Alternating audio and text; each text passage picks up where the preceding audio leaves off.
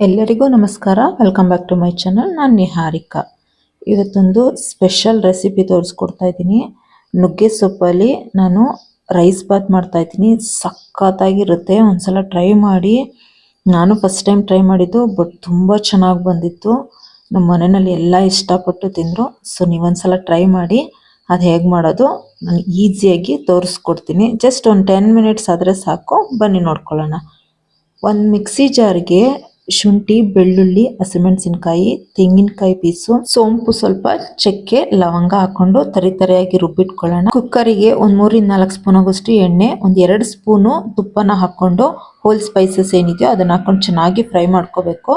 ಅದಾದ ನಂತರ ಹಸಿ ಬಟಾಣಿ, ಒಂದು ಈರುಳ್ಳಿನ ಸ್ಲೈಸ್ ಆಗಿ ಕಟ್ ಮಾಡ್ಕೊಂಡಿದ್ದೀನಿ, ಅದನ್ನು ಸಹ ಚೆನ್ನಾಗಿ ಫ್ರೈ ಮಾಡಿಕೊಂಡು ಒಂದೇ ಒಂದು ಆಲೂಗೆಡ್ಡೆ ಹಾಗೆ ಒಂದೇ ಒಂದು ಟೊಮೆಟೊ ಹಾಕೊಂಡು ಅದನ್ನು ಸಹ ಚೆನ್ನಾಗಿ ಫ್ರೈ ಮಾಡಿಕೊಂಡು 1 ಕಪ್ ಆಗೋಷ್ಟು ಪುದೀನ ಸೊಪ್ಪು ಹಾಗೆ ಕೊತ್ತಂಬರಿ ಸೊಪ್ಪು ಹಾಕೊಂಡು, ನಮ್ಮ ಗಿಡದಲ್ಲೇ ಬಿಟ್ಟಿರುವಂತ ನುಗ್ಗೆ ಸೊಪ್ಪು ತುಂಬಾ ಎಳೆದಾಗಿತ್ತು, ಅದನ್ನ ಚೆನ್ನಾಗಿ ತೊಳ್ಕೊಂಡು ಕುಕ್ಕರಿಗೆ ಹಾಕೊಂಡು ಚೆನ್ನಾಗಿ ಮಿಕ್ಸ್ ಮಾಡ್ಕೋಬೇಕು.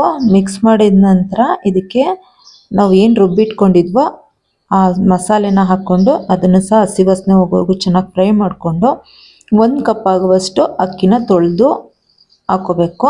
ಇದಕ್ಕೆ 1 ಕಪ್ ಆಗುವಷ್ಟು ಅಕ್ಕಿಗೆ ನಾನು 2.5 ಗ್ಲಾಸಷ್ಟು ನೀರನ್ನು ಸೇರಿಸ್ಕೊಂಡು ಅದಕ್ಕೆ ರುಚಿಗೆ ಉಪ್ಪನ್ನು ಸೇರಿಸ್ಕೊಂಡು 1 ಸ್ಪೂನ್ ಆಗುವಷ್ಟು ಗರಂ ಮಸಾಲೆ, 1 ಸ್ಪೂನು ಅಚ್ಚಕಾರದ ಪುಡಿ, 1 ಸ್ಪೂನು ಧನಿಯಾ ಪುಡಿ ಹಾಕ್ಕೊಂಡು ಚೆನ್ನಾಗಿ ಒಂದ್ಸಲ ಮಿಕ್ಸ್ ಮಾಡಿಕೊಂಡು ಒಂದು ಕುಕ್ಕರ್ ಲಿಡ್ನ ಕ್ಲೋಸ್ ಮಾಡಿ ಒಂದು 3 ವಿಷಲ್ ಕೂಗಿಸ್ಕೊಂಡ್ರೆ ಸಖತ್ ಟೇಸ್ಟಿಯಾಗಿರೋ ನುಗ್ಗೆ ಸೊಪ್ಪಿನ ರೈಸ್ ಬಾತ್ ರೆಡಿ ಆಗುತ್ತೆ.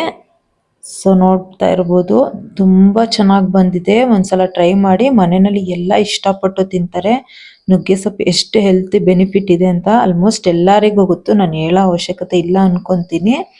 ಸೊ ಇದಕ್ಕೆ ಮೊಸರು ಬಜ್ಜಿ ಜೊತೆ ಹಾಕೊಂಡು ತಿಂತಾ ಇದ್ರೆ ಸೂಪರ್ ಆಗಿರುತ್ತೆ. ಒಂದ್ಸಲ ಟ್ರೈ ಮಾಡಿ. ಈ ವಿಡಿಯೋ ಏನಾದರೂ ಇಷ್ಟ ಆಗಿದ್ರೆ ಒಂದು ಸಬ್ಸ್ಕ್ರೈಬ್ ಮಾಡ್ಕೊಳ್ಳಿ, ಲೈಕ್ ಮಾಡಿ, ಹಾಗೆ ನಿಮ್ಮ ಫ್ಯಾಮಿಲಿ ಫ್ರೆಂಡ್ಸ್ಗೆ ಶೇರ್ ಮಾಡೋದನ್ನ ಮರಿಬೇಡಿ. ಮತ್ತೊಂದು ಹೊಸ ರೆಸಿಪಿಯೊಂದಿಗೆ ಭೇಟಿ ಆಗ್ತೀನಿ. Thank you for watching.